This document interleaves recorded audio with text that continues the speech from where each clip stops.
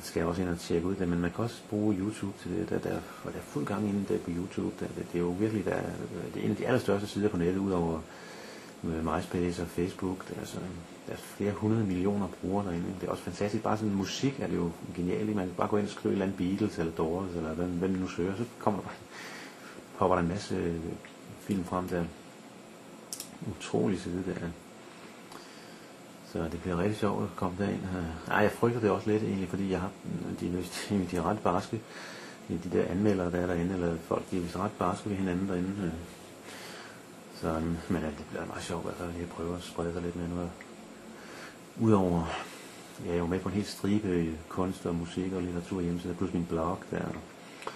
Jeg er nu også noget video, hvis jeg nu har fået lavet en del video, så kan jeg lige godt, det er meget sjovt lige at blande sig lidt i koret der og se, hvad der sker derinde. Men hvis de så er meget onde ved mig derinde, så de forhåbentlig ikke er, så kan jeg jo bare flygte i gåseøjne tilbage til min de kære kunst- og musikhjemmesider. Der er folk, som er rigtig meget, meget søde. Jeg er også glad for, at jeg ikke interesserer mig særlig meget for politik, fordi jeg for simpelthen på P1's debatside, der er en utrolig hård tone derinde. Altså. Det er virkelig ubehageligt. Der går jeg simpelthen ikke ind igen. Jeg går ikke derind mere, simpelthen. Jeg gider ikke det livet for kort tid. Altså, helt utrolig ond tone derinde. Og det P1, det pæne P1, altså man kan forstå inde på Ekstrabladets hjemmeside for eksempel, ikke? Eller det er en rimelig barsk avis, ikke på mange måder, men altså P1, det pæne P1, det er det, altså, man skal have virkelig gode nerver, hvis man går ind der. Men det er også anstrengende politik, ikke? Altså det leger de andre om, ikke? Jeg er kunst- og kulturmand, ikke? Det er sådan det, jeg har lidt sans for, og det gudskelov, fordi der er folk meget, meget søde derinde på de der musik- og kunstsider, det er meget sjældent.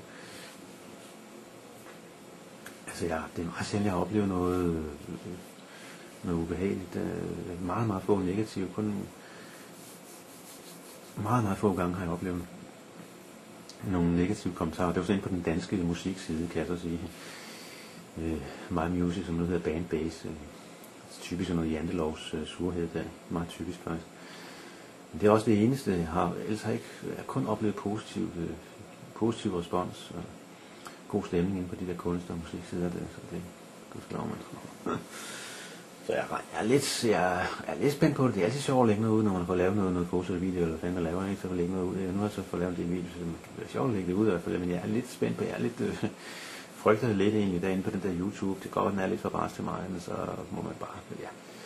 Det er også mest tegn og male og musik, jeg laver, og foto, meget, meget, meget foto og sådan noget. Det kan man lægge ud på kunst- og musik hjemmesiden, så det er sgu fint noget. Ja, så har vi de riges legeplads der, ikke? Eller i hvert fald de nogenlunde rimelig rige, i hvert fald Lystbådhavn der ved Langlinje der. Kan se, hvordan de ligger der, de sataner der, og der er nogen, der har det godt, ikke?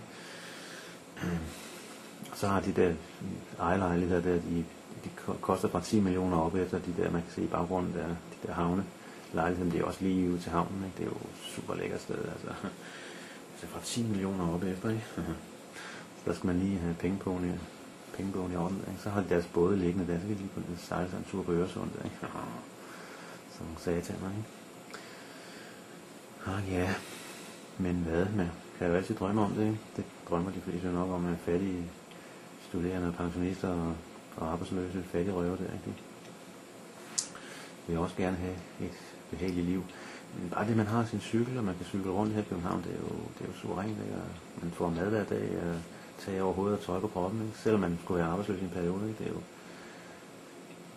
Ja, de er rimelig skæve, de billeder der, men det er fordi, at de er sådan fotograferet i farten, vil jeg lige sige, ikke? Vil jeg lige forsvare mig med, ikke? Det er en meget, meget skæv horisontlinje. Jeg kan lige høre, hvis jeg lægger det ud, det kunne heller ikke drømme om, hvis jeg lagde det ud ind på kunsthjemmesiden der, hvor der er mange super dygtige fotografer, ikke?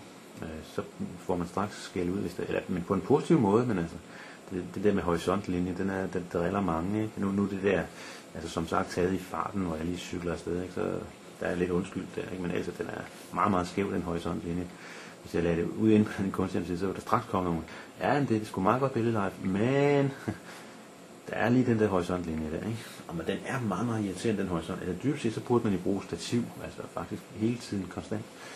Men altså, man overgår ikke at slæde rundt på det, altså.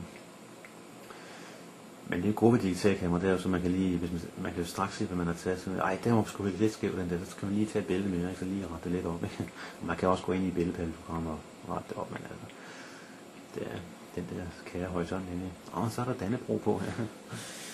Kære Dannebrog, ikke? Vores kære symbol for vores kære lille land, som dog klarer sig rimeligt igennem finanskrisen her. Men hvor der sørger også, der sker noget, ja, det har jeg også sagt, Supersound, meget, meget stor københavnsk musikbutik, der er lukket. Jeg var enten af, jeg skulle lige ind og prøve noget keyboard, der ikke så kunne hjælpe mig at lukke, altså. Jeg klogede noget, der var fuldstændig tomt derinde, det var rimelig chok, altså.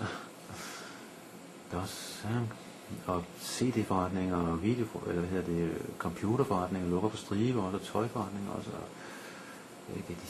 Det er virkelig, det er sgu rimelig bare tider, det er jo recessionen, vi begynder at mærke nu også her i vores lille land, ikke? Og stigende arbejdsløshed og tvangsaktioner, og folk må gå fra hus og hjem, og det er rimelig bare tider. Men vi skulle vist have nået bunden nu, så den er vist ved at gå den rigtige vej, men det kan godt gå flere år, simpelthen, før at vi kommer sådan op i gear igen, ikke?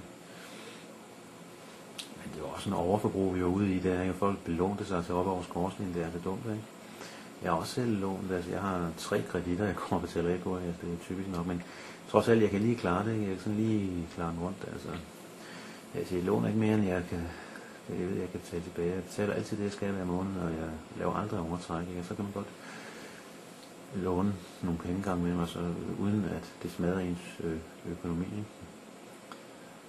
Så er der turister ved lange linje. Gode, kære, gamle lange linje her. Og så har også været den her mange gange. Yeah, ladies and gents, let's have a video channel. Så ved jeg ikke, så ja, på YouTube, så jeg tror bare, jeg kalder den Lars Eidelins video eller sådan noget. Jeg gider ikke kalde den Lars Eidelin video channel. Det er sådan lidt, jo, det kan også være, at jeg gør det, men nu får jeg lige se.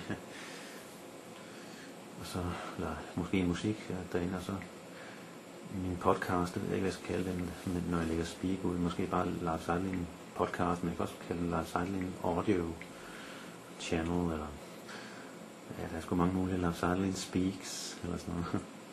Det bliver sgu meget sjovt.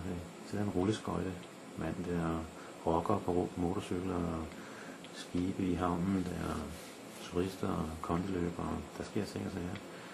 Og nærbillede af busser. Ja. Ja, men det var så mere eller mindre dagens show på Lars Eidelins videokanal, mine damer og herrer. På denne sene septemberdag i 2009 og 80 milliarder, mine damer og herrer. Og så kommer der lige nogle solbilleder, den er sgu meget fascinerende. Altså, hvem er ikke det? Altså, det er meget fascinerende univers, vi lever i det hele taget, ikke? Men jeg skal altid lige, når der er sol på, jeg skal lige fotografere direkte op i solen der. Der kan godt komme nogle meget sjove billeder ud af det nogle gange. Sådan lidt uvirkelige, lidt drømmeagtige billeder, sådan, ikke? Det er sgu meget dejligt. Det kære kamera, man kan bare skyde løs. Det er sådan et digitalt kamera, det er utrolig frihed, det giver sådan.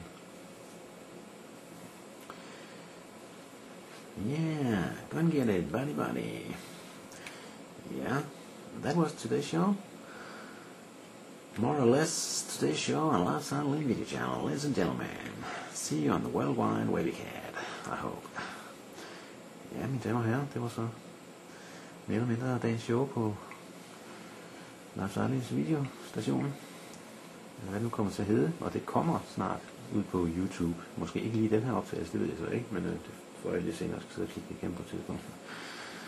Der er over 50 timers video, så der er sgu noget at kigge igennem.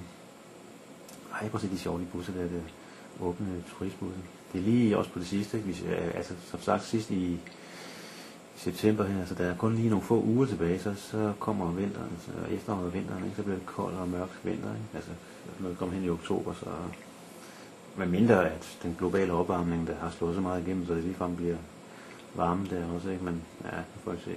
Må ikke det bliver nok rimelig køligt der, oktober, november, december, januar, februar, der det er altså meget koldt og mørkt der, fordi solen går jo simpelthen, den går så, kommer til at stå så lavt på himlen, så der kan bare ikke varme op. Lige meget hvor meget global opvarmning der kommer, så får vi alligevel noget vinter, altså. Men den er klart blevet mildere klima, det er det altså.